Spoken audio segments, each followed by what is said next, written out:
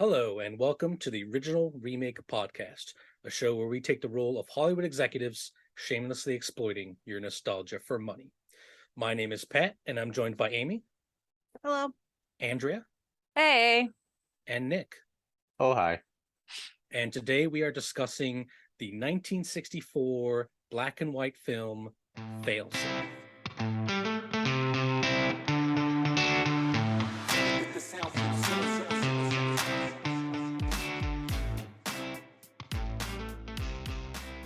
All right, welcome everyone. And today's pick is from Andrea. Andrea, you've picked the film Failsafe, which Amy and I had never seen. No. Nick, had you seen the film before? I had a few years back. Okay. All right, so two people coming in new to the film. Very interesting film. Andrea, why don't you take it away with kind of a brief synopsis of what the film is? Okay. I saw this movie a while ago when I was a kid with my dad. I think on like AMC or Turner Classic Movies or something. But what this film is about, essentially, it takes place during the Cold War. US bomber jets are doing like routine drills every day or every, so often. And the bomber jets have these fail-safe boxes in them, which basically tell them, when and if they need to attack.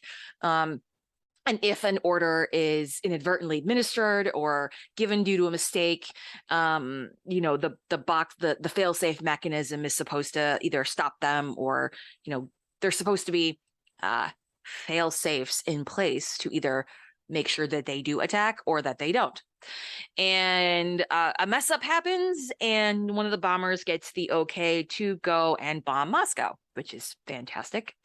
And the president of the United States has to negotiate with the premier of Russia and try to coordinate with the bomber jet unsuccessfully, and his man on the ground to try to stop the bombers from getting to Moscow. I feel like that it's kind of hard to explain, which is why I stumbled over myself a little bit. Yeah, it feels like almost a play. Like there's three, there's three places that the action takes place, and that's in the cockpit of the actual bombers themselves, the president's bunker, and then the Pentagon, where there's a couple rooms, one with generals and others with some lower ranking staff actually carrying out the kind of, administration of it. And it runs almost like a play would. Maybe that's why I enjoy it so much. So it's the Pentagon where the professor and the generals are, and then there's the place where all of the control center, if you will, is. There's really no good name for it. It's like a proto NORAD. Yeah, you can tell they had some real strong NORAD vibes, but they had to dissociate from the actual U.S. government a little bit. Which is funny that you mentioned that. But yeah, we'll get to that in a little bit in regards to what help the U.S. government was or specifically was not in the making of this film, which is very interesting on its own. Yes, this movie has a lot of interesting little tidbits about it, which are some of the reasons why I'd want to remake it. So yeah, let's kind of move into then kind of our thoughts and overview of the film. I think the first thing to say is this got released, kind of some movie history. This got released right around the same time as Doctor Strangelove. It was actually released after Doctor Strangelove. I think it was about 9 months after. Okay. So this is an interesting happenstance with it. So Failsafe is originally based off of a book by the same name. And when I think it was Paramount, I believe, when Paramount found out that Failsafe was being made, Kubrick, the director of Doctor Strangelove, was like, wait a second, this is plagiarism. Failsafe is just like Doctor Strangelove. You guys can't do this. And a judge ruled in the favor of the studio, which means that Kubrick won, and that there was a conflict of story. And the way that they solved that was, I think Paramount bought the rights to and bought the film Failsafe. Like, and the stipulation that Kubrick had was to release Doctor Strangelove first, and then sometime after Failsafe. And I personally think it was kind of coincidental, because I'm pretty sure the book kind of came first before Doctor Strangelove, but I don't have the copyright information on that, so I'm not really sure. From what I understand, they're both based on different books that are similar, but the idea that the book could be plagiarized is hard to believe. They're similar in what's happening, but outside of that, they're very different. I mean, the films themselves that come out of the novels are very different. So I feel Failsafe got hard done by. I mean, Doctor Strangelove is a classic film. I've seen that film. I could quote a couple lines from it. And Failsafe, I'd literally never heard of it before you selected it for this list, and I'm glad you did, because it for me, the film is really, really, I mean, the fact that it takes itself so seriously, right? There's not a joke in here. Like, everything in this movie is what would happen when people with good intentions don't get the job done, and the bad thing happens anyways. Right. When I was doing research on this and reading up more about it, Henry Fonda, who plays the president, he actually said that he wouldn't have done the movie if he had known Dr. Strangelove was coming out first. And the reason is because through the lens of Dr. Strangelove, this same topic seemed silly and over the top, and almost like the only way that you can talk about this sort of scenario is if you are satirizing it. That the only way to do it is if it's satirical. And some people who had reviewed it at the time were like, "Oh, this film is not believable." And I don't know if I agree with that, because the film, while it didn't do very well in the theater because of Dr. Strangelove, thank you, Stanley Kubrick, it was reviewed very well by critics. It reminds me of Armageddon and Deep Impact, where Armageddon was the massive blockbuster, but I actually really love Deep Impact quite a bit because it takes a more human view. Like, this is what would really happen if an asteroid was coming towards Earth, whereas Armageddon wants to be an action movie in space. You know what I mean? And I feel like it's the same thing here. It's like I said, Failsafe takes itself very seriously, and it's all the better for it. And I think you're right. If Failsafe comes first and then Doctor Strangelove, it doesn't matter as much, because the satire coming out second is the point of the satire, right? So in this case, the fact that it was already satirized. Now I'm getting the word wrong. You're welcome. Made a satire. Yes, yeah. Is something that probably was detrimental to the film. Amy, what did you think about the film? First time seeing it, the first time I saw it, I did fall asleep. I don't blame you. It was late. It was late, and I wasn't expecting that type of movie to come on. I had no idea I was going to see going into it, besides just being about the Cold War, and realizing that it was a movie I'd actually have to pay attention to. No huge action sequence, no score. I could hear a pin drop. I decided to, see it again with a different eye set. So, and I liked it. I liked it a lot. Yeah, absolutely. And for the viewing, or for the listening audience, I love my wife, but she will fall asleep in any movie. If I like it or not. Yeah, it doesn't. Yeah, it's not a criticism of the film to say you fall asleep in movie theaters sometimes. But I wanted to rewatch this movie to actually pay attention. Yes. And let's not get me wrong, I didn't understand some of it, but that's just because I don't know a lot of military tactical wording. You brought up a really good point, and I didn't realize this until you had said something, but there is no score to this movie. That's one of the things I love about it. There's no music at all. And I didn't even notice it. And you know what? That film carried itself with none of it. And the thing is with it, that's one of the things I think I really love about it, because it's so if you've never seen this film and you want to, be forewarned, it is in black and white, even though color was a thing in 1964. Was that when the movie's made? Yeah. 1964.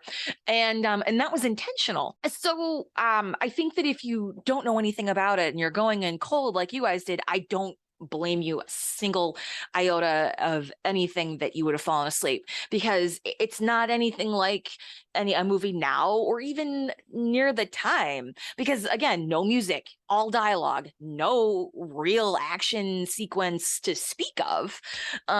So, and you really have, and it's all in the story, in the dialogue and the storytelling that encapsulates you and that grabs you. So it makes complete sense that you'd fall asleep if you had no idea what you were running into. For you to be able to tell a story in that way and provide the drama that you see on screen and the levels of intensity on screen and the way it just kind of captures the audience on screen with no score, with no assistance, if you will, from modern techniques, is astonishing to me. It shows the good script and the good acting. When we say they don't make them like that anymore, this is what they mean, right? That's what we're referring to. They don't make them like these two. Yeah, and the director Sidney Lumet, he made also 12 Angry Men, which is another favorite of mine. It's another classic, and I think 12 Angry Men is one of those films that is timeless or ageless. People will watch it of all ages, whereas that's not true for a lot of films made during that time. And it's the same thing with 12 Angry Men as it is with this movie, in that the tension is the action and the plot moving us forward, and it drags us through the whole film, and you don't need a score or a big action set piece or anything like that. It is men being stuck in these rooms, not really being able to do anything now that the flip has been switched, right? And that's kind of almost a theme of the movie. Switch has been flipped?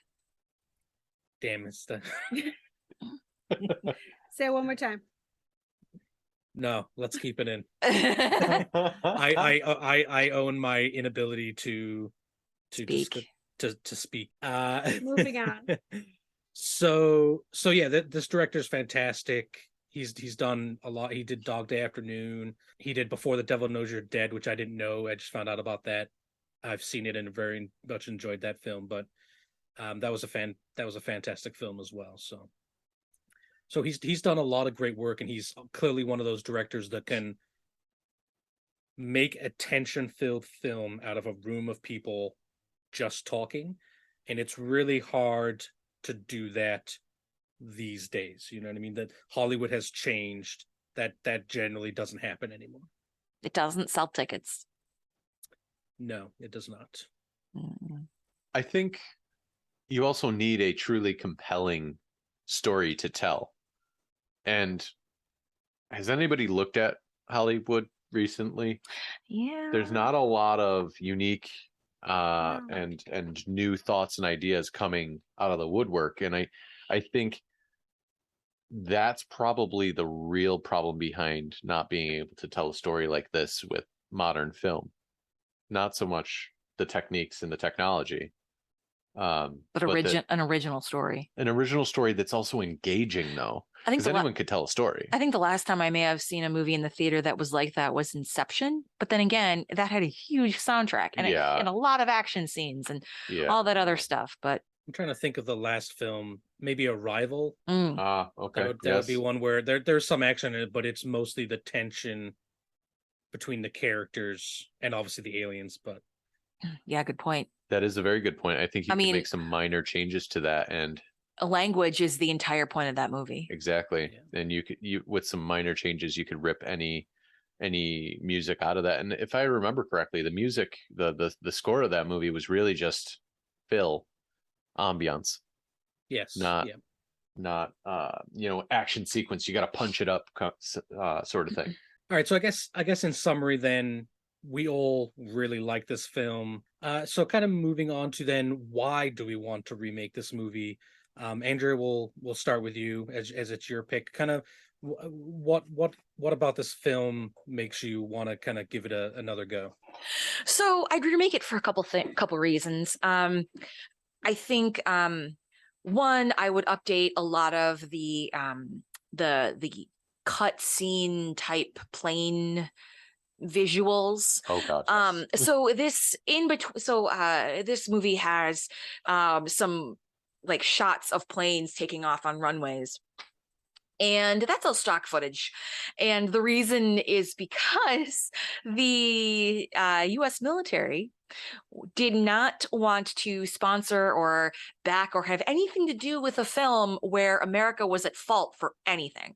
They did not like the idea that the United States could have made a mistake, such as the one in this movie, and they did not want to lend any sort of assistance or credence to that.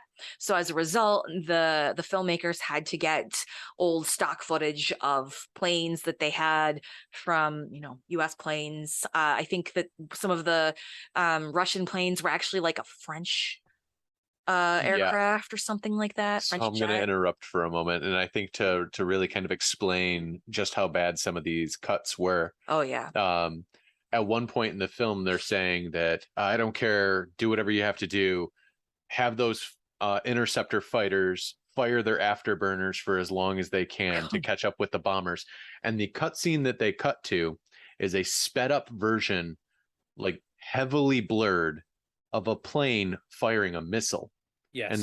And they claimed it was afterburners And because it gave off a lot of smoke. That's not where afterburners come from. Right. Afterburners, last I checked, are not on the wingtips. No, they come from the back of the plane, y'all. So the editors had their work cut out for them. Yes. So I just wanted to break in for a moment and kind of say, hey, this to give the listeners kind of a feel on where we're at with these cuts. And another thing to add in there is every time a plane takes off in the film, it's the same plane. Yep. Yes. It's the same sped plane. up, zoomed in, Yeah. zoomed out, different angle, mirrored. Like they take the exact same cut and just one right after the other. They had to portray six bombers taking off, 4 US attack fighters, and then a whole bunch of Russian fighters. So the bombers, you see the same bomber take off 6 different ways. Yeah. And when they show the bombers in the air, it's clearly, when you see the inside of the bomber, there's plenty of room in there. There's 3 people. There's plenty of room for them to move around. And then when you see the outside of the plane, it's like a 1-person snub fighter. Yes. Yeah. And yes. so to go a little more in depth, because I watched kind of a video on like what was happening here. This is during McCarthyism. So the Red Scare, you might be a communist, you hate America, that type of thing. So the US government didn't want to let them use any of their they refused to help films before, but they refused to help this film, and they also reached out to like the stock footage companies that sell film stock footage of things, and made sure that they wouldn't sell any footage to the film either. I didn't know it went that far. Yeah, that's why they had to use all those shots, is because literally no one would sell them stuff. And the writer of the film was also blacklisted at the time. And a blacklist, for those who don't know, is if you're suspected of being a communist or a communist sympathizer, you are literally quote unquote blacklisted, and you're not able to work in Hollywood anymore. And so a lot of people during this time would take on aliases, and they only got work through their friends and things like that. And this is all because of politicians trying to scare the kind of populace. It's an interesting part of American history where we're the land of the free, but here's a bunch of propaganda, and you're only allowed to show things in a certain light, and you're not, if you're criticizing them in America in any context in the Cold War, then you're the enemy. That type of thing. It's a very interesting part of American history, and this film is very much caught up in all of that. So if you're interested at all in that, go ahead. I will put a YouTube link to the video I watched. It's a short 15-20 minute documentary on kind of the making of the film and the issues they had surrounding that. The US government made them put on a note at the end, a disclaimer at the end of the film saying, this is the US government has complete control of our nuclear arsenal. Don't worry about it. Wink. Yeah. It's like the bakers of this film want to say that these are not the opinions of the US government and the Air Force.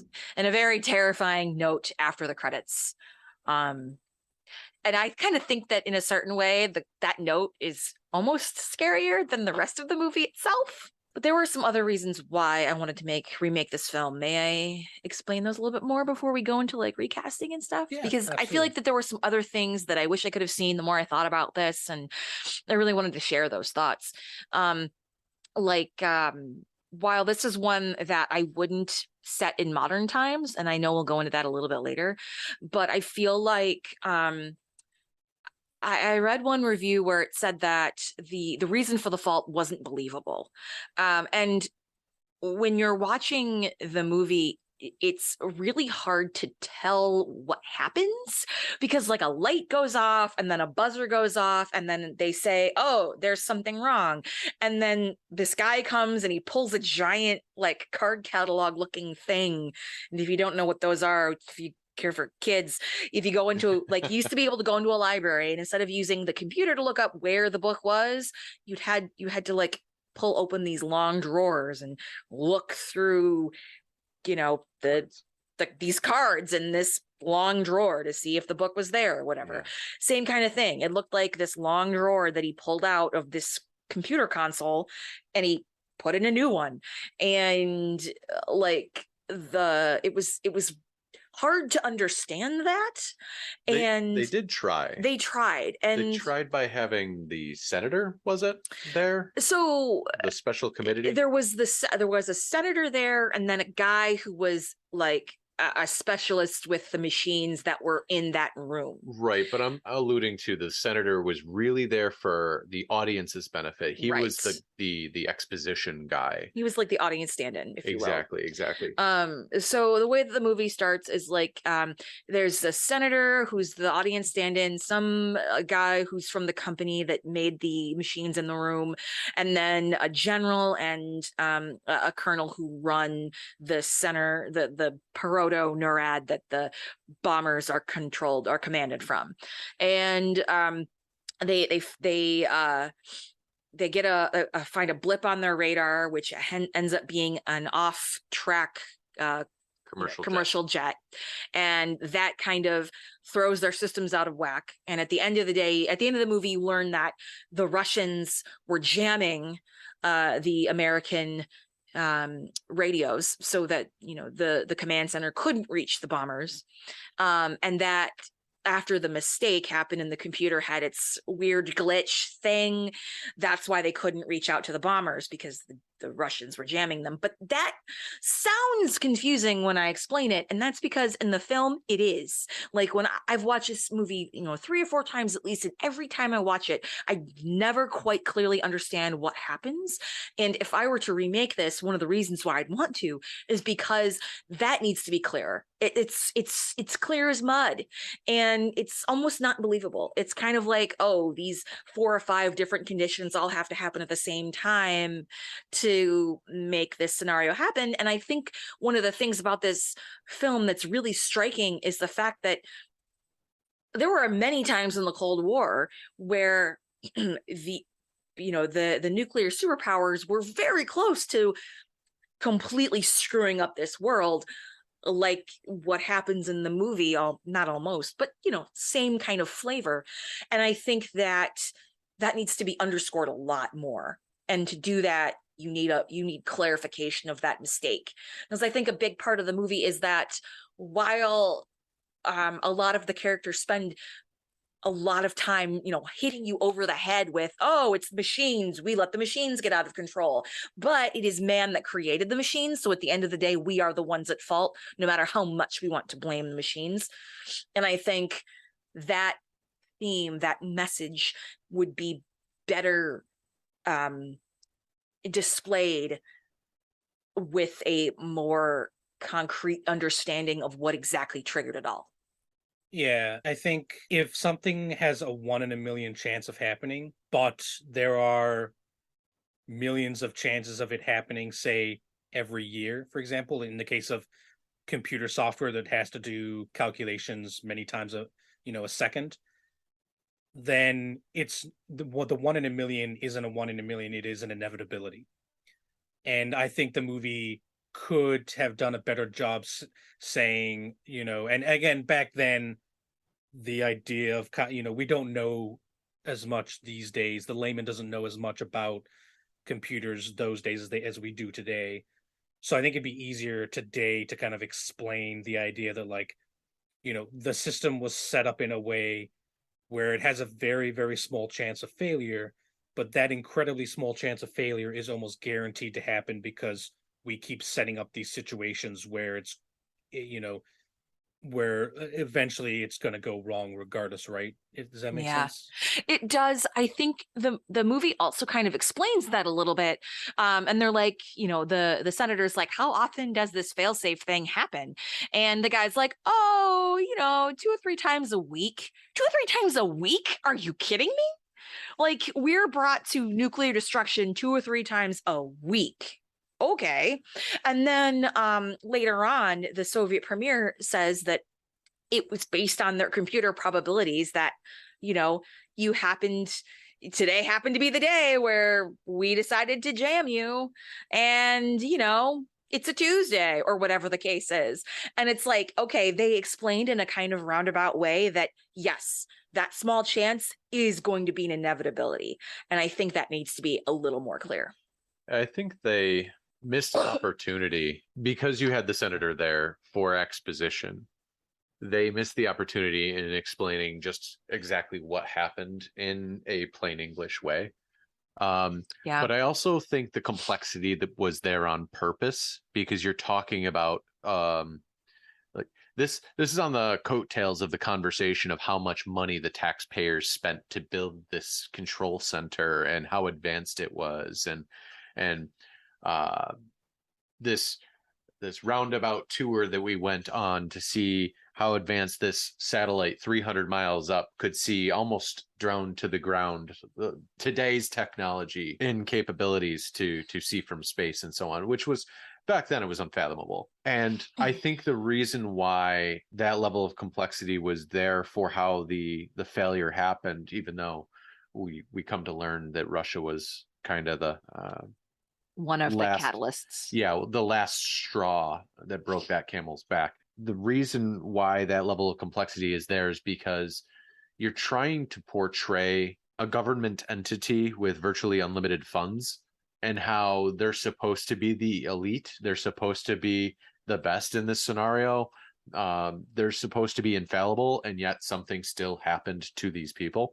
So you kind of, as the audience, expect a super complex process that shouldn't ever break, that can't ever break, because the greatest minds developed it. But I think that's undermined by the fact that in that moment you treat the audience as the ignorant one and just kind of pull out this magic metal box with a blinking light on it, slap a new one in, and say everything's fixed. Yeah, I feel like that this movie simultaneously treats the audience like they are smart, but also treats the audience like they're stupid. Because there are some instances where it's like, I assume, like the scene with the president, it's like, oh, he knows his wife was in New York. And it's like, okay, then the audience is, supposed to understand that when the president is saying, okay, Moscow will be bombed, and spoilers, in return will bomb New York, you're supposed to kind of remember and then put two and two together. But at the same time, it's like, oh, this box being pulled out, that's all fixed now. And it's like, okay, do you expect me to be stupid or do you expect me to be smart here? What is your expectation of me as the audience?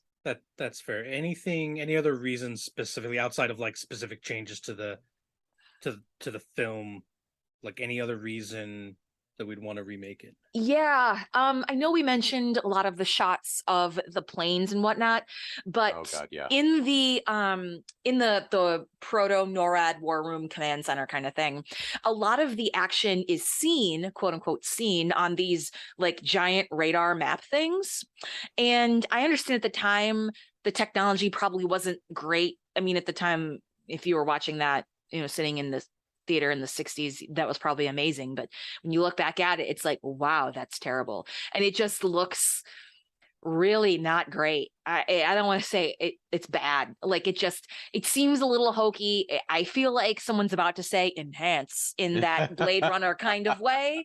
And if I were to remake it, I would kind of update that, fix that a little bit. I also think that some of the cuts, like there's a lot of cuts in the movie to sort of when the president's on the phone between all of these different places, there are a lot of cuts between the control room and the conference in the Pentagon and the president's bunker. There's a lot of fast cuts, and with the exception of maybe 2 or 3 places, I feel like the cuts are way too fast for. Like they're a little fast. Like I understand why they need to be fast. You want us to get that sense that we're all in the same room together, and that even though we're a long ways away, we're all like connected right here. I feel like a lot of it was too fast, and I didn't get the time to really notice the emotions I needed to notice in this kind of movie. And I didn't get enough time to maybe process as much as I would want to. Maybe that's intentional, but I think I would have smoothed out some of those harsh cuts. I agree, and I think one of the reasons that I would add in that I would want to remake this, and this is something that kind of goes into a little bit into what I would change, but I'll try not to go too much into it, is this, when you forget people's faces. I had that problem in this movie where all of the middle-aged old white dudes look the same, and I'm like, who is that? Who's that guy? Yeah. And I just think there's too many characters in this film that sit around and kind of have like 1 or 2 lines. I would definitely get rid of some characters. So for me, I think part of the reason I would remake it is to cut down and focus more on specific characters. The president, obviously, General Black, The professor, Grota Shelley, I think his name is. the professor, and a lot of the other people in that room, the Pentagon room, I don't think need to be there because they mostly just stand around. Yeah, and they say were like 1 or 2 totally lines. unnecessary. Yeah, I don't know. I think I- it'd be fine if you just added a ton of diversity to the cast and you could actually tell people apart. Maybe, yeah. we'll get onto that in Yes. the remake, because I have thoughts on that as well in regards to diversity and whether it should be included in a film set in the 60s and that type of thing. All right, so moving on then to casting. Let's start with the president, Henry Fonda, in the original film, who I think is great. Yes. You want to take it away? Yep, go. Yeah, Okay. take it away. Sorry. I agree. I do think Henry Fonda is great, which is why I had a really hard time picking the president. I would have picked Denzel Washington. He's a great actor. I think he can, when he, I think of Denzel Washington in something like Remember the Titans, where there's not a lot of like action. I mean, there's like football, but there's a lot of dialogue that is intense and meaningful. And I think that he could pull off, 1, having a position of authority like that, and 2, having to carry across that kind of dialogue in a meaningful, emotional way and maintain that intensity. Yeah, being intense, I think it's Yes. being intense, but also being a reasonable and rational person is important for that role, right? Who doesn't like Denzel Washington? Right, exactly. He's the president. Yes, and also I think like Henry Fonda, it was great because as a result, I had a really hard time like trying to figure out who I would cast. But the one thing I really didn't like about Henry Fonda's performance is I feel like he did a lot of yelling, and I don't think that's needed. Yeah, there's that one scene. I think where it is the best part of the movie where he said, what do we do? What do we do? Well, That part. But aside from yeah. that, it's I agree. I think he screams a little too much, but I was going to kind of resonate with you there. There's a place for it.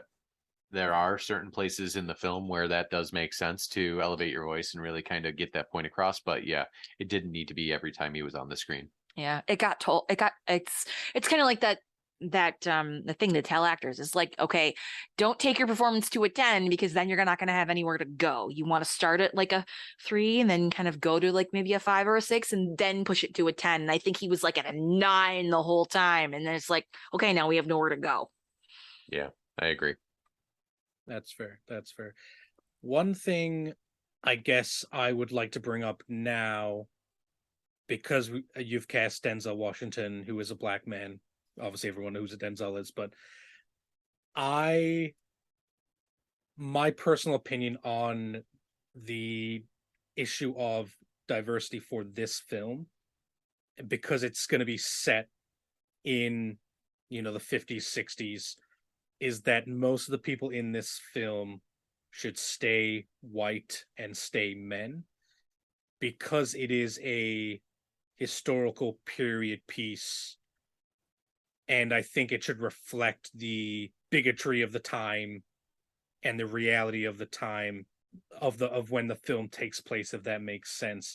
I just want to be clear, I'm not one of these people that's like, I'm watching Lord of the Rings on Amazon right now, and they've cast, a black guy as an elf, and people are all up in arms about that. It's like, that's a fantasy universe. Who cares? It's not reality. Who cares what color the elf's skin is? Yeah, I agree with what you're saying. It's not to be in a bigoted way, but another one of my favorite films is Apollo 13. That film, mostly white men. Sorry, but it took the setting is 1971, and that's the way that it was at the time, and it's unfortunate, but I do agree. The thing is, I just couldn't think of anybody that would be a good fit, and I'm just like, nah. Yeah. He is I a good mean, actor. maybe I Yeah. could have thought a little bit harder and done more research, but I think the real question becomes, are you truly modernizing the film? Because is it a second Cold War? Is it modern times that this scenario exists? Or is it more of a period piece. period piece? Because I think that really should kind of determine casting choices. Yeah. I think if it were me, I'd keep it in the time period that it is, mostly because a good chunk of the movie is dependent on the Red Scare. Pat, you brought this up, earlier, McCarthyism, the Red Scare. One of the reasons why Gerda Shelley is such a hawk on war as he is because he is an ardent anti-communist, and he would stop at literally nothing to eradicate communism from the globe. And if that means turning an accident into nuclear war, then he's going to do it. And maybe that there is a real a modern equivalent, but nothing that's as pervasive as communism and the Red Scare and McCarthyism was at that time period. Yeah, I agree about keeping it in the same time, and like I said, it's, for me, it's important to show. I feel like you'd be doing a disservice to the people who suffered during that time period of not being able to have positions of power, by kind of just inserting them in to this period as though that were the case, right? I did do some research. Benjamin Davis Sr. was the first African American general, and that wasn't until 1940 that he became a general. And even then, he mostly was just assigned. He had a limited range of like responsibilities, where he wasn't able to like take a lot of field command and things like that because of his race. So you think of like kind of the Civil War as this thing that happened so long ago, but it's really just 6 or 7 generations ago. And then the fact that the fight wasn't won then, and that there was 100 years between that and the civil rights movement. And like I said, I just think it's important to show where the power structure lies in a period piece. But outside of that, Denzel. I'll see any Denzel movie. Like you know You what I mean? betcha.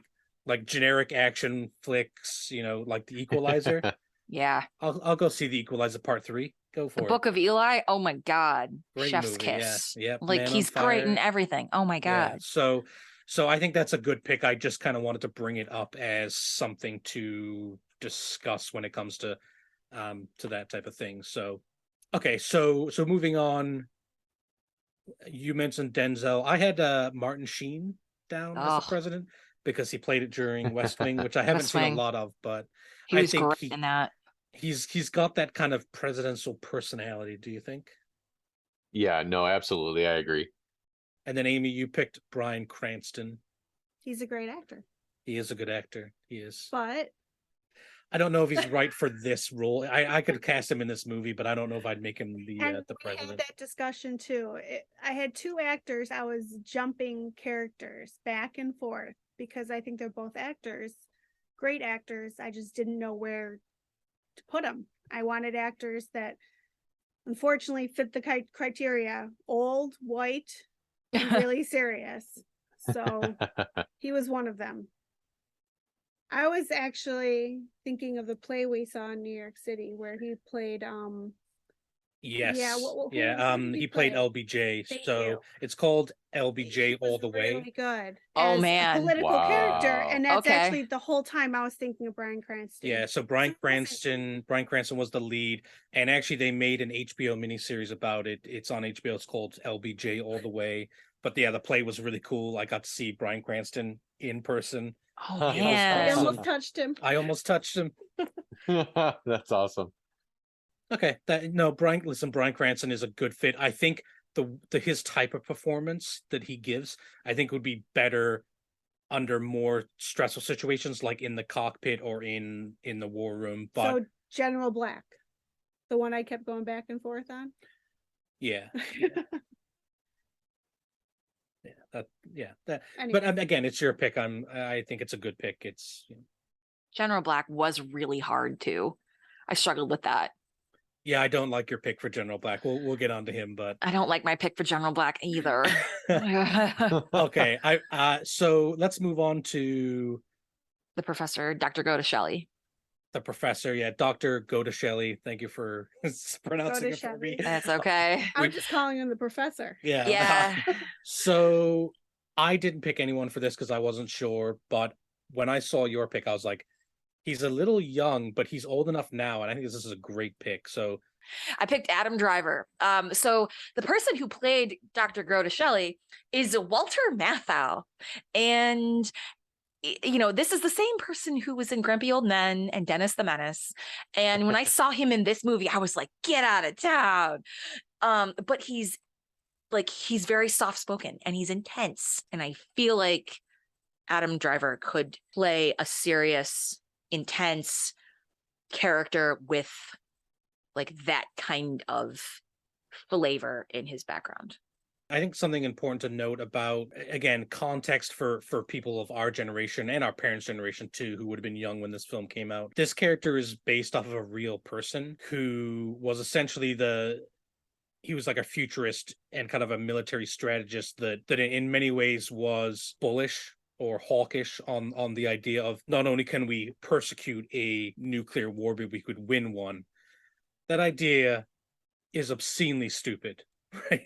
The idea that like countries could launch hundreds or more thousands of nuclear weapons at each other, and that the surviving is a positive outcome. So yeah, that's who he's based on, and he comes across as very hawkish. I think that's important to understand when you're casting the characters. You have to have someone who's incredibly intelligent but also incredibly arrogant, and that I would agree. is in Adam Driver's repertoire. And also Adam Driver is a military man. Like he was in like the army.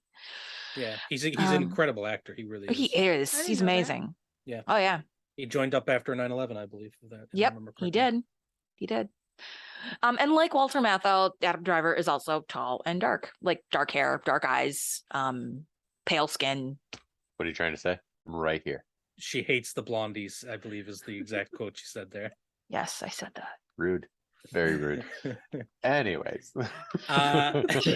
Amy, Well, first tell my first pick, I can't remember who it was.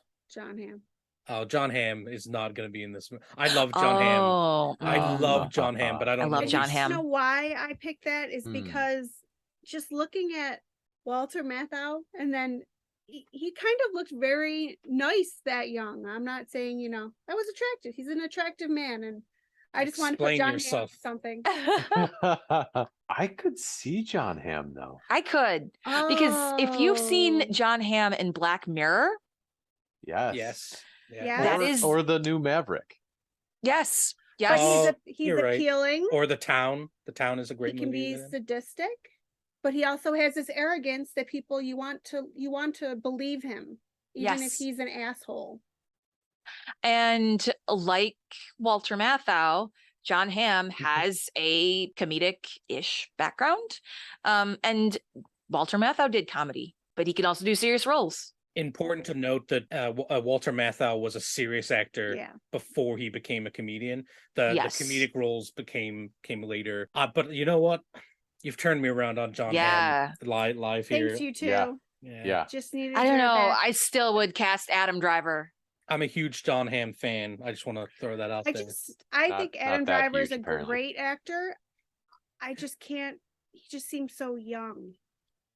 Every time I'm looking back on this movie, I'm thinking, who am I going to cast for, military, the presidency? They're Mhm. all older males after years of serving, and Fair. kind of feel like they have to have some years. But Adam Driver, Okay. he's a very good actor. I mean, if you think about it, when we first meet the professor, he's like talking at 5:30 in the morning after I they've all know. stayed up late from a dinner party. And I who thought that was has that weird. kind of stamina other than people besides people under the age of like 35? It was. I thought that was a very weird scene. Like, I when don't have that figured kind of out stamina. Like, I'm it not was- that far past 35, but like, damn. Yeah, I mean, I Can't stay do out till that. 5 o'clock in the morning reading a book, but talking to other people, no thanks. rich people in the Yes. parties. Rich people at parties about nuclear war. Nuclear war. Yeah. That's a heavy topic for 5:30 in the morning. Like, come Yeah. on. Yeah. I agree. If there's not an orgy, I'm out of there by midnight. That's my philosophy. Okay. Moving on then to Buck, who is the pilot of the bomber. Is that correct? No, Buck I is get the it. president's translator. Oh, okay. I get all the white people confused. I'm so sorry. They sure are. Okay, so Buck is the president's translator, which I'm very confused at. I didn't expect it to be a role. They introduce it, I'm like, all right. But really it's very interesting because he, again, for those who maybe haven't seen the film, he essentially plays the role of the Russian premier because he has to not just translate but interpret the way the premier is feeling about the information that's being relayed to him. So it's a it's a much more important role than I thought it was going to be. And Andrea, who did you pick for this? Well, I talked about these casting choices with Nick, and this was actually his choice. So I'm gonna let him explain it. I just happen to really love his choice. It needs to be Joseph Gordon-Levitt. And I'm thinking like Inception, the way he went from very serious to action oriented back to listen to a pin drop serious in a matter of seconds in that movie sold me on him for Buck, because you have to go from stone-faced direct interpretation of words into portraying feeling and emotion from a language that your president, your superior, does not understand, and portray that all in one breath. You have to be a chameleon. Yes, that's a good way of putting it. Absolutely. You have to be able to handle those changes that quickly. And even there was a movie on Netflix or something that he was in where it was like, I think it was called not Bright. It was like this movie where he was a cop and you'd like take pills to give you superpowers temporarily. And Project Power. Yes, Project Power. I loved him in that. And he was very serious. But there were times where I think he, switched back and forth. And then the first time I ever saw Joseph Gordon-Levitt was 30 Rock from the Sun, or Third Rock from the Sun, excuse me. Yeah. And that was straight up comedy. And then he was in Looper, I believe, where he pretty much like transformed into a young Bruce Willis, which That was was fantastic. incredible. So I think he could fit that bill very, very well. Yeah, I agree, 100%. Amy had put down, just very quickly, you put down Andrew Garfield, and I think a lot of the things you said about Joseph Gordon-Levitt apply here. Yes, except the only reason I chose Andrew Garfield is because I saw Buck's role as the most innocent of all the characters. Oh. I like And that interpretation. I don't look at Andrew Garfield. I mean, I thought of him as someone younger starting off. The president and him were talking, and he's like, "So how'd you get into this, son?" And he just seemed like he wanted to do good. And I feel like Andrew Garfield has that kind of do-gooder face. He's definitely the And person he's in the film. Bad actor. No, he's a terrific actor. Yeah, He's and really good. He's. I feel like not many people think of him very much after Yeah. the poor fiasco with Spider-Man. Not many people liked him after Spider-Man. That's Yeah, really unfortunate. The second Spider-Man movie was pretty terrible, but he's kind of he's been redeemed in with the new Yes. Spider-Man movie. But all of his other acting credits are fantastic. I don't see a lot of these roles as comedic at all. I did not see any character in this No. movie as No. needing to have that. I None saw of him them. as maybe being able to have more of a connection. Yeah, Buck is the character that's the most not ready to be in the room with the people talking about nuclear war out of He everyone. definitely should not be in the room Yeah. in the Yeah. back with Okay. all the guys smoking their cigars. Yeah, that's fair. So let's go on to, I think, for me, the most important character, and that is General Black, or as Agree. he's referred to as the President, Blackie, which is that's nickname for his friend. Yeah, he went to Nickname that school they with. had in college, I think. Yeah. Yeah, so importantly, the President and General Black are close friends from school. Mm-hmm. So I struggled like hell with this too. you've written Ryan Gosling here. That And I seems like hate a it. mistake. I struggled. The thing is, if you so think of Ryan Gosling from like The Gray Man or Blade Runner. Not like the cutesy, fartsy La La Land Notebook Ryan Gosling, but the more serious, thoughtful, If you've seen Gray Man, I think this is the perfect fit. yeah.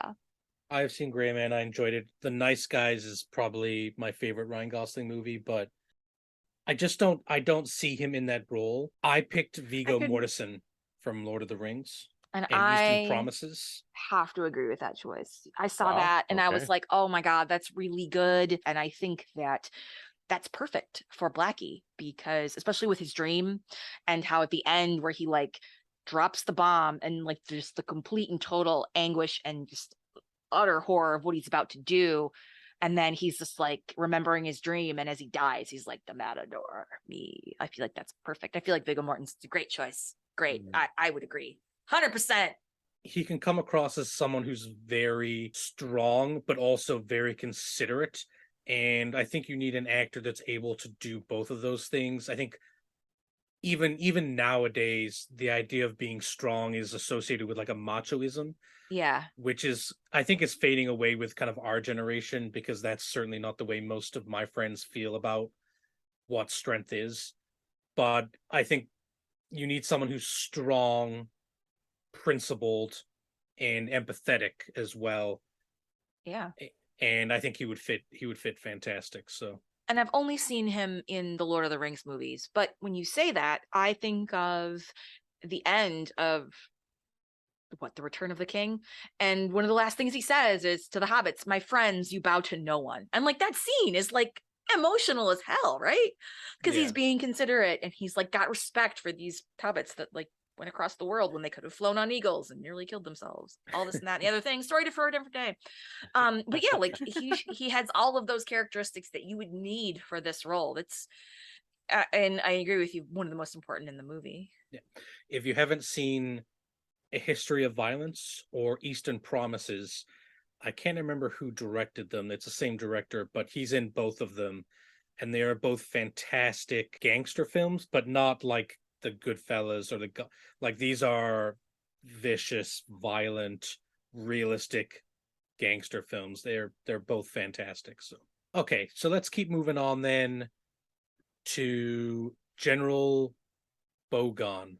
Bogan. And this is the guy that pretty much that kind of like runs the proto NORAD command center thing in Omaha, Nebraska.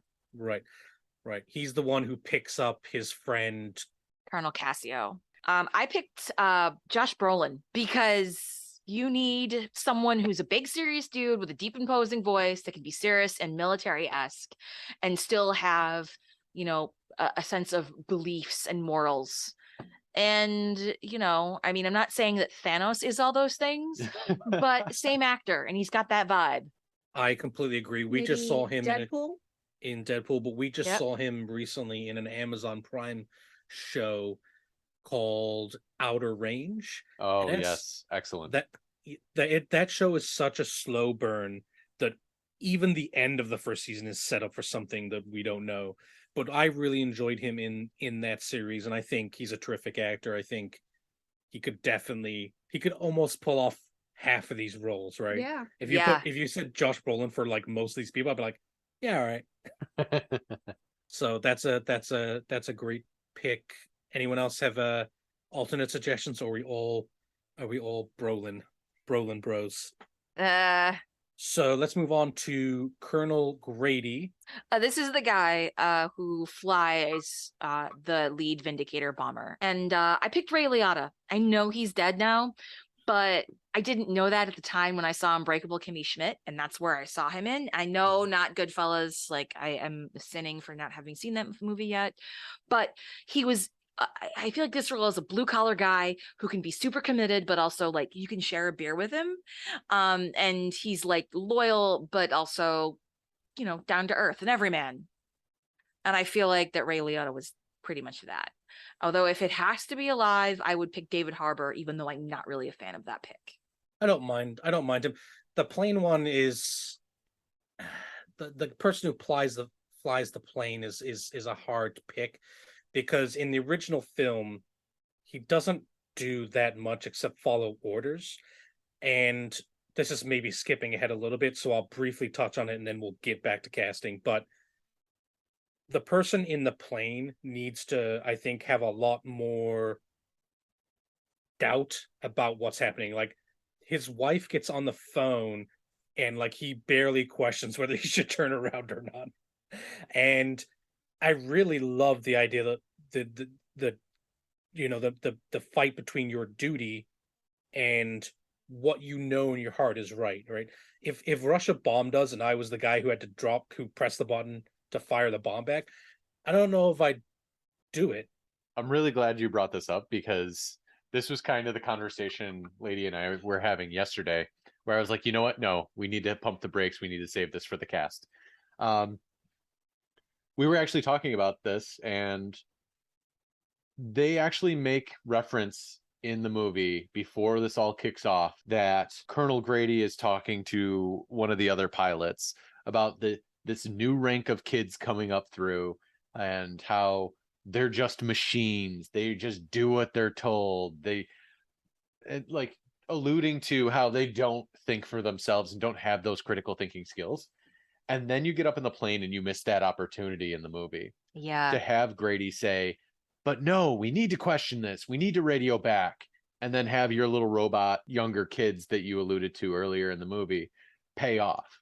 Have that be a bit of foreshadowing, and have Grady like reach up and hit the radio button and be like, no, I believe you. And then like one of the other robot kids pulls a weapon and tells him to get off the radio, and he's forced to follow through on his orders. Add that little bit of extra drama that pays off what you invested in the first few scenes. Right. There's 3 people in that bomber, and not one of them turns to the other one and goes, you know, maybe the millions of people who live in the greater Moscow area aren't responsible for the evils of communism. Maybe, just maybe, I don't know. Or maybe, guys, we got 2 really big bombs on this plane, and we're about to do some really nasty crap with it. Maybe we get a second opinion. Yeah. Maybe when the president gets my wife on the line, maybe it's not a communist trick. You know what I mean? But that's the point. He's supposed to be following the orders, right? So at what point do you say reasonably, okay, a mistake has been made and they can't undo it the way it's supposed to be undone? By the book, I'm supposed to bomb Moscow and maintain radio silence and not listen to any messages. There's a reason for that, right? The system is put in place because it works. Because otherwise, the Russians could interfere and try and turn back bombers. So that fight between, is this a trick? If it doesn't matter if it's a trick, like that drama, I think needs to play out on the screen more in the remake. And I kind of, again, I don't want to go too much into it, but I want to keep that in mind as we kind of cast this role, if that makes sense. Yeah, I agree. Yeah, that does make sense. Did anyone else have a different pick for Grady? Wes Bentley. I don't know. Yeah. Too pretty? I agree. For Grady? I don't know. Yeah, definitely too pretty. I like him as an actor, Get him though. He in was in Stellar. Interstellar. He was in The Four Feathers, which is a great, The only He underrated was in The movie. Hunger Games. Yeah. Crazy beard dude. Oh, he was Yeah. also in American Beauty.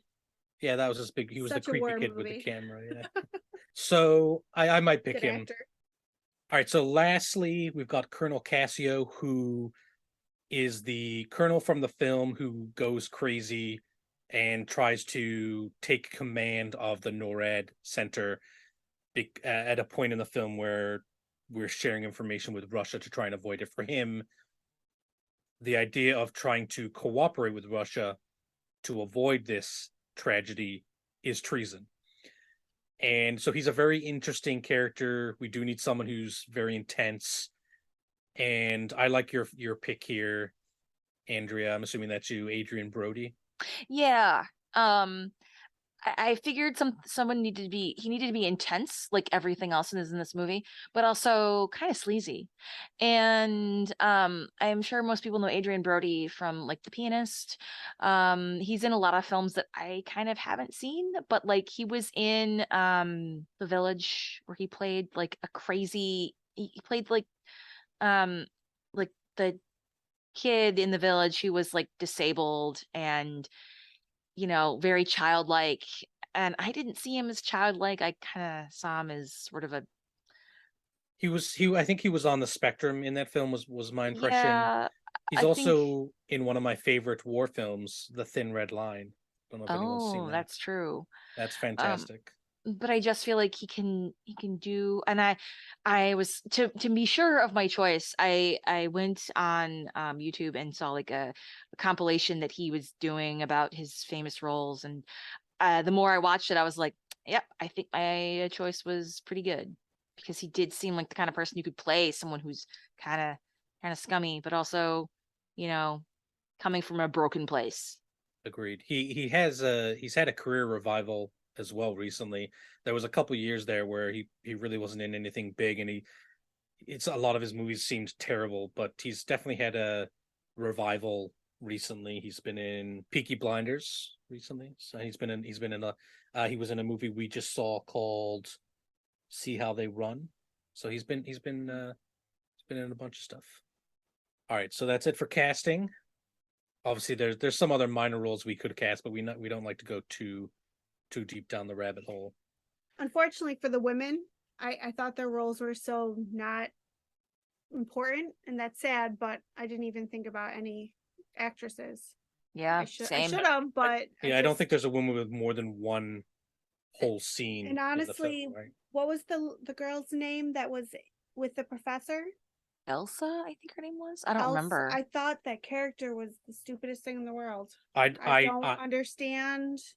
Yeah. I get why they put a character like that in there, but there was no need to. And Andy, that whole scene could have been just taken out. Stupid as ever. I feel like that scene was kind of important. Like it could have been taken out, but I feel like it was important to show how quickly that Gerda Shelley can turn on his words when put in that actual situation that woman was talking about. Like she was talking about, your hands on the button, like, you have this chance to do this. And he was like, no, what are you talking? These are people's lives. And then not more than 12 hours later, he's literally put in that spot and he's so quick to end people just as she was. And I think it's a way to show how crazy he is. I think Amy's onto it though. Like, I don't think if we're modernizing this film in any way, I staying would cut. true. I would cut it as well. Yeah, Maybe put the same feeling of a reaction like that in a dinner party just 10 seconds yes, before. yes, Or in a different place. Also, that slap in the car was real bad. yeah. That's very. Besides Yeah. that he's a horrible, horrible man. Well, Yes. that's kind of why I'm so torn, honestly, is because if we're going to keep it a period piece, then it's kind of accurate for how someone like that would behave. Yeah. But I think there are more ways to do it, more impactful ways to do it. Like if he were at the Pentagon with the Secretary of Defense there, you can have a bit of exposition about how he had an interesting conversation at a recent party about how some folks are romanticizing the idea of the big bomb. And then later, he's the one advocating for dropping it and how Russia won't retaliate. I feel like it means more if he's actually the one saying it in that moment, though. Mm. I feel like it's stronger when he's physically hurting someone to make them understand, like to snap them out of it, to say, you're talking about people's lives. And he'll go to that extent to tell someone that they're wrong and then immediately change his mind When it suits him. When it suits him. Okay. I guess think I could see it, but I don't know. I think I would get rid of that scene because I want to jump right in. I don't want any scenes outside of the places we talked about, the president's bunker, the Pentagon, the cockpit of the bombers. I don't think that scene is necessary. I don't think it adds anything. The scene I would leave in is the Matador dream and then General Blackie talking to his wife. But that's because I would give General Blackie kind of more screen time and more more time to kind of show his character and his principles. All right, so that's casting. Let's jump on to changes to the film. I think the first thing I want to talk about, really a couple big things about the film, is should this film still be set in the Cold War, or would anyone kind of update this and modernize it to either current day or a future theoretical second Cold War between, US and Russia or China, whatever the case may be? Personally, I'm for keeping it in the time frame, the Cold War of the 50s and 60s. Anyone agree or disagree with that? I agree. I agree.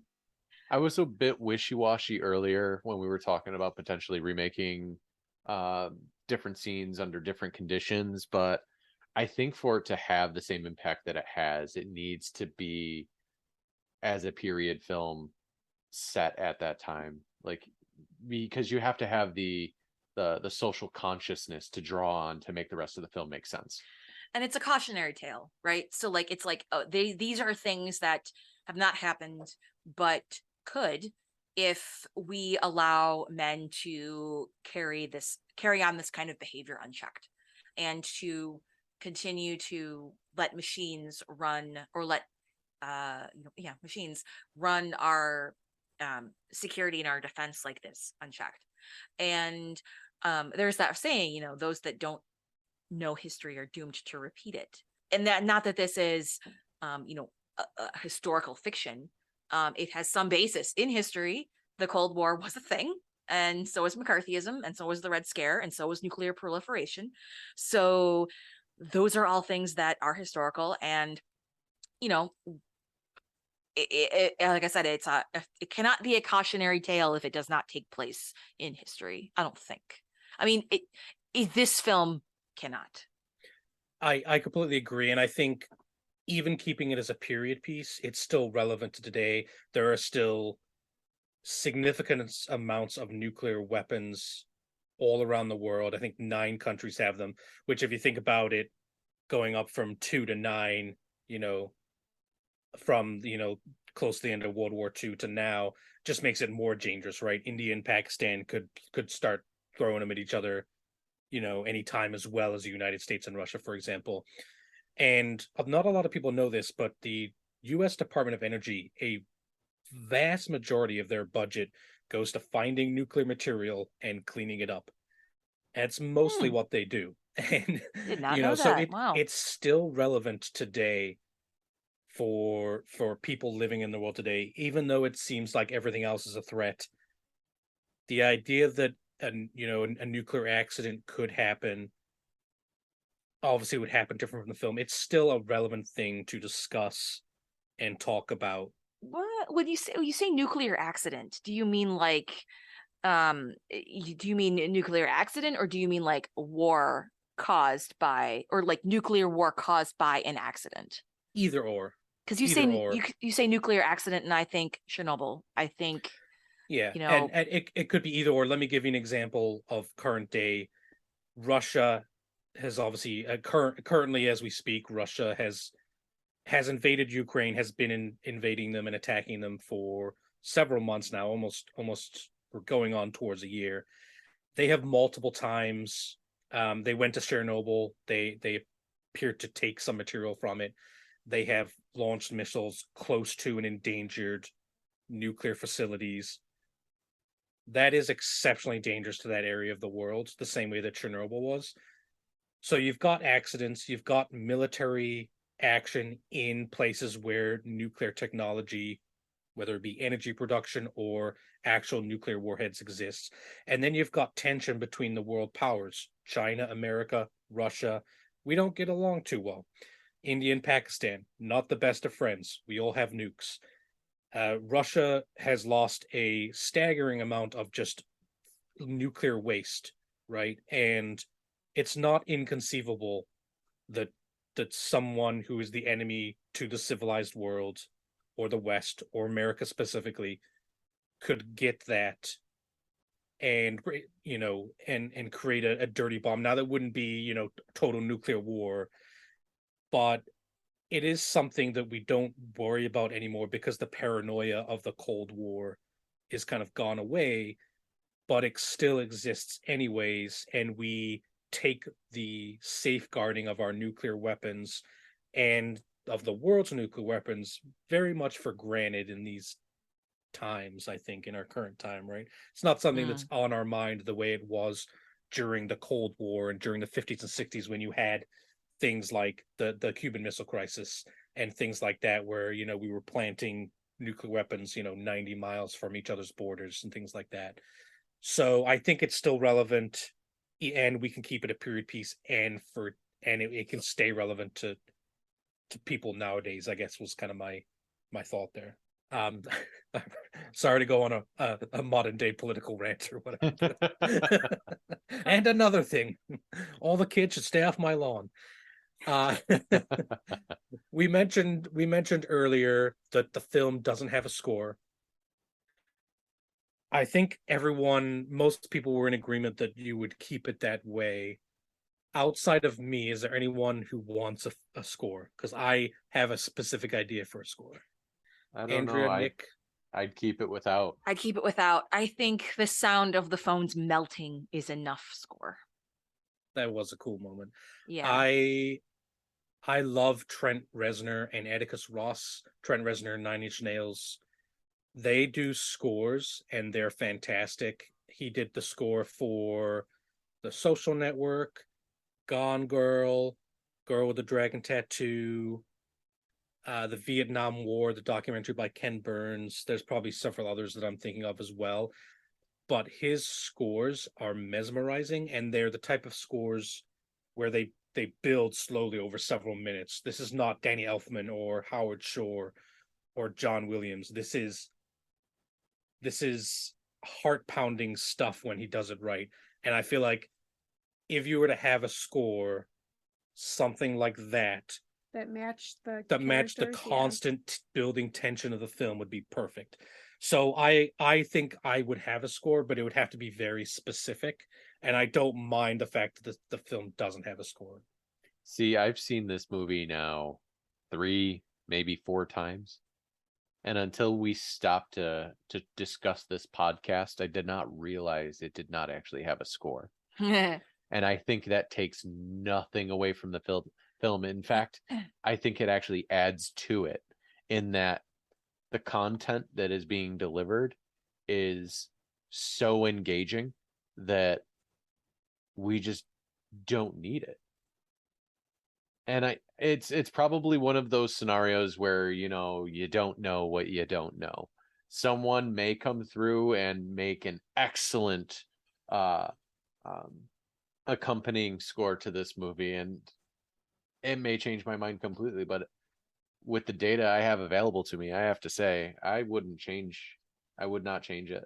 I would let the film speak for itself and not try to amp it up in any way. And it just did such a great job in its original production that I don't think it needs it.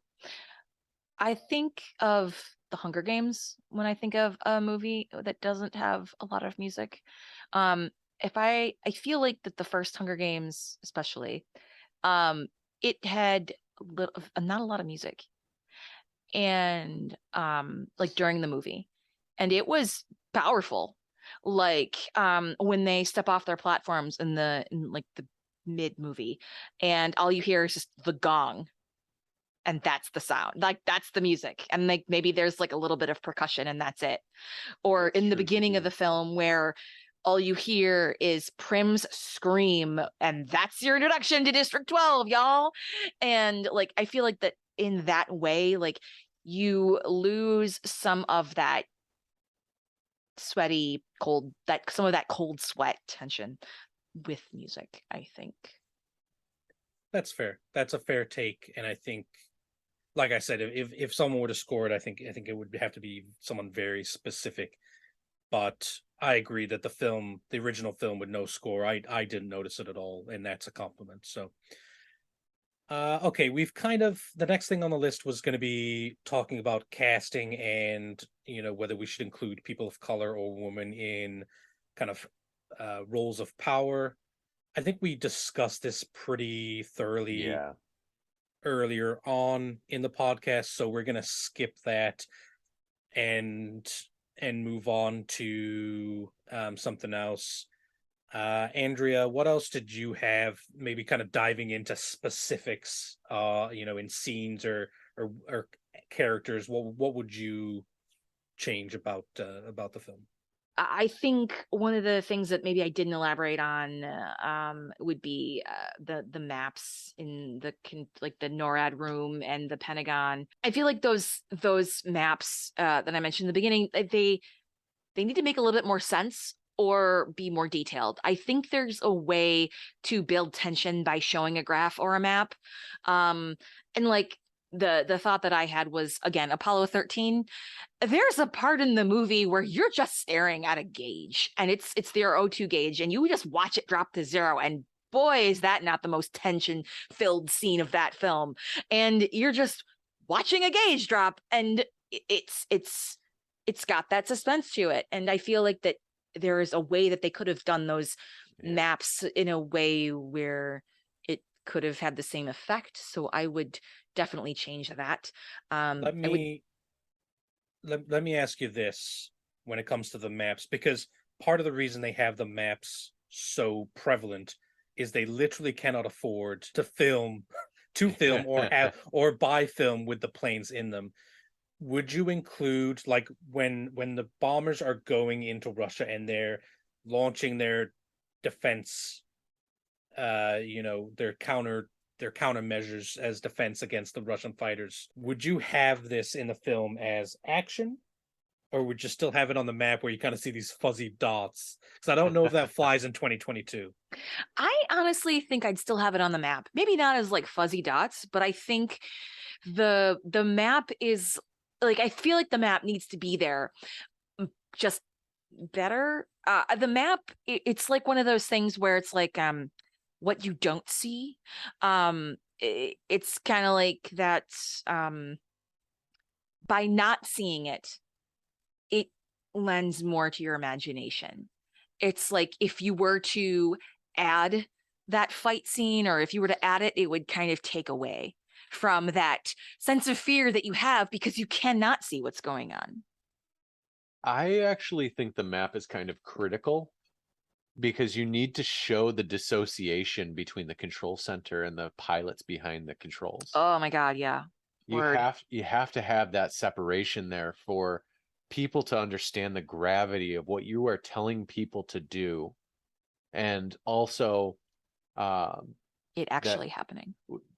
yes, but also to have that moment of, oh my God, I just asked these fighter squadrons to go out and die for a maybe, to chase down these bombers and try to shoot them down, on the off chance that they can actually do that, when everything that we're reading says that we can't. And all we know is these little triangles disappeared off a map. Right. And what does that mean? But back to your point of Apollo 13, to really portray that across to the audience, there is a better way to do it. There is a better way to illustrate the map, or portray that feeling to engage you at that same level of watching the O2 gauge in Apollo 13. There's got to be a better way. And I think part of that could be how they opened the tour of the facility, and they were looking at a satellite view that zoomed in on the ground. I mean, in practical effects, it's like they shot a camera out of a rocket and let it parachute back to the ground and claimed that was zooming in. But like, they open up with showing the senator, this is our newest, most fantastic spy satellite, and we can zoom in and count the ticks on the back of a dog, or some crazy line like that. And it's like, if you can really do that, then why does this look so janky? Right. Like, lean into that. Have the map illustrate the context a little bit better.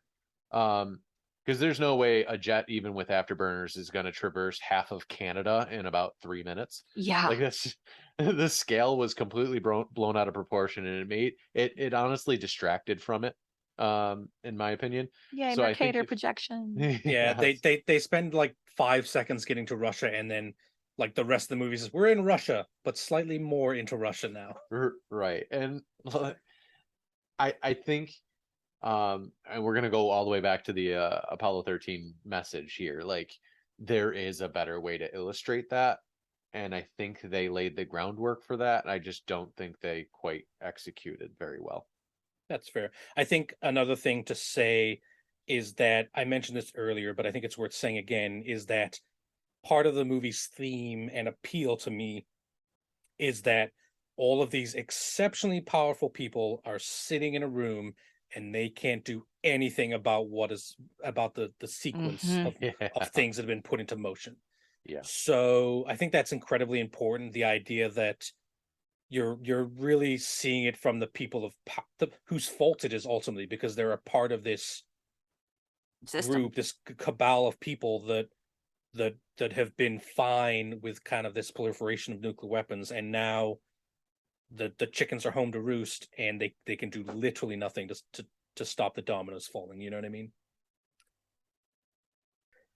All right, so kind of then the last thing I want to bring up about what I would change, and that is General Black. You call your wife, right? You call your wife and you say, leave New York right now. I love the idea that we have sent someone up to bomb New York.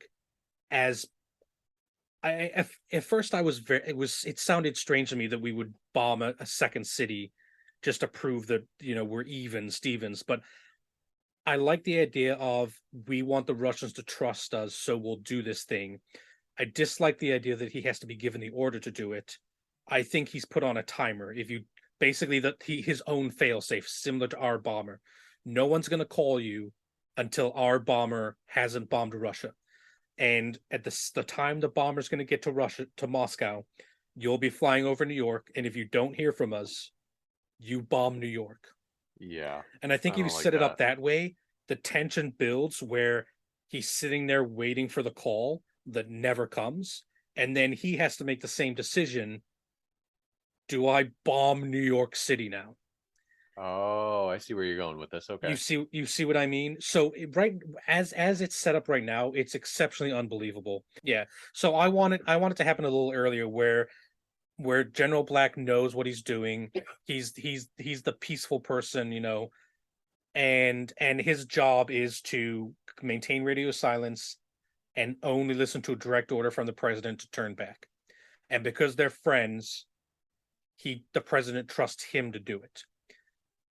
I like that. I'd want it set up in a more realistic way instead of like getting the order and then having that countdown to where, the bomb goes off in Moscow, you hear the noise of the phone melting, and then you cut to General Black and he's just sweating bullets because the call to stop hasn't come.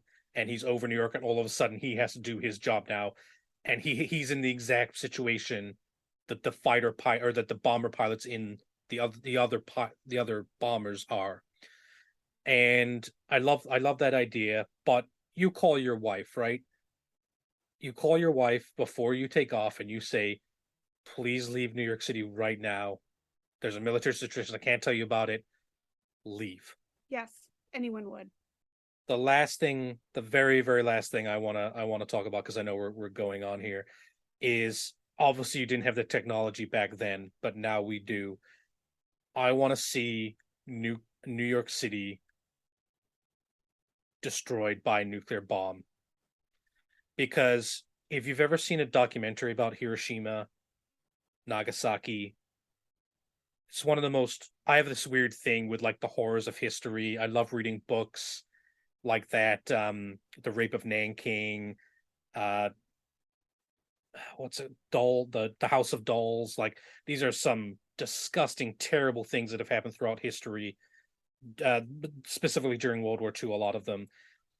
But they're reading those type of things and seeing the consequences of and the brutality of war is fascinating. I think important as well. And if you watch documentaries about the dropping of the atomic bomb on Japan, you can only be horrified. If you don't watch a film about that and see what happened to these people and then be like, yeah, I'm fine with dropping more bombs, you are not a human being. And so I want a really like 5 minute long sequence of the nuclear bomb going off in New York, and I want it to be absolutely brutal. Like people's shadows burned into buildings, the people who are far enough away from the bomb not to die, getting the radiation burns.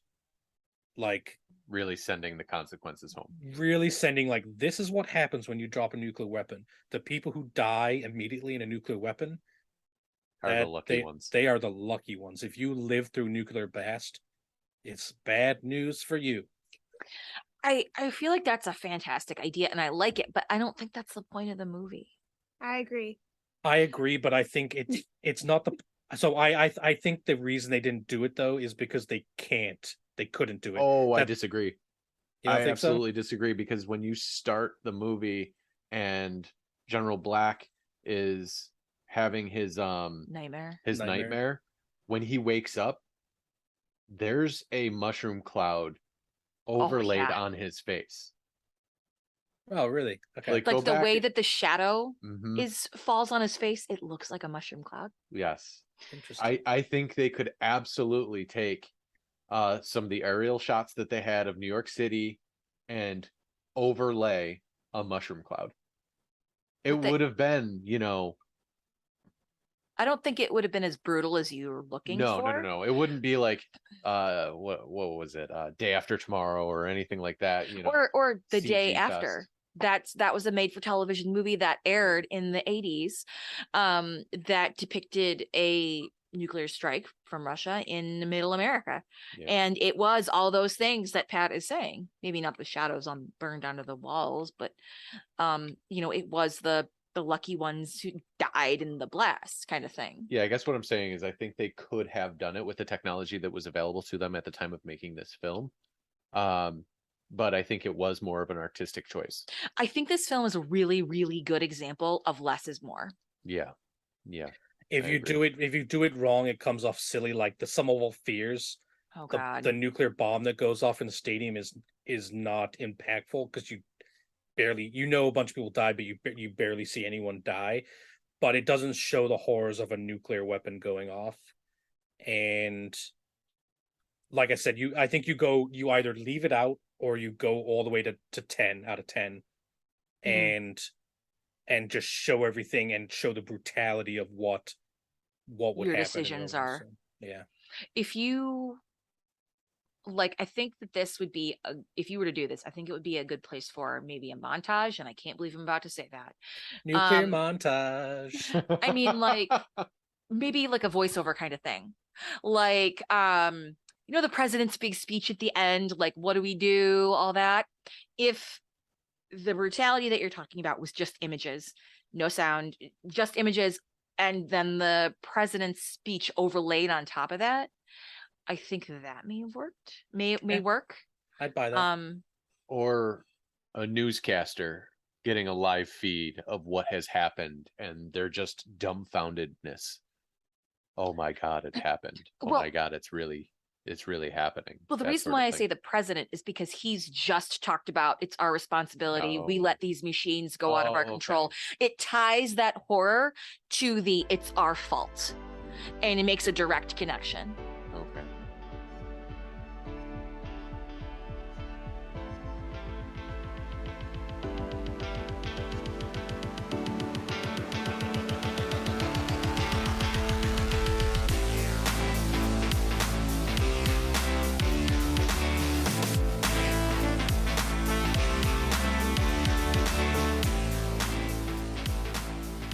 Thanks for listening to this episode of the Original Remake Podcast. If you'd like to provide feedback or have a question, please email us at remake.cast@gmail.com.